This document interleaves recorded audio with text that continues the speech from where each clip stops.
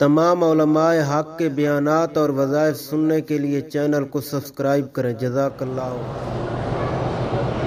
میرے والدین کا انتقال ہو گیا، اللہ مغفرت کرے۔ میرے 2 چھوٹے بھائیوں کو شوگر کی تکلیف ہے، اللہ شفا عطا فرمائے۔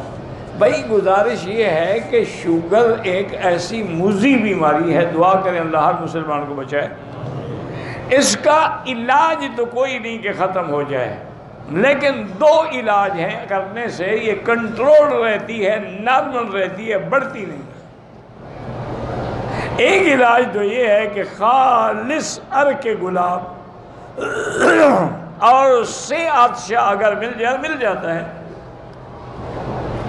کرشی دوا کھانے والوں کے پاس سے بھی مل جاتا ہے، اور میرے خیال میں ہمدرد والوں کا بھی ہوگا، تو بہرحال جہاں سے بھی ملے یا خود نکال لو، اور اچھی بات ہے۔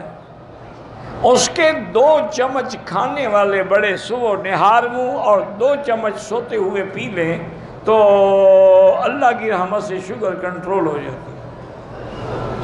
اور دوسرا علاج یہ ہے کہ خالص زیتون کا تیل اب ہر جگہ ملتا ہے پوری دنیا میں، لیکن اس میں یہ دیکھنا ہے کہ ایکسٹرا ورجن، یعنی وہ پینے والا ہو، لگانے اور کھانے والا نہ ہو۔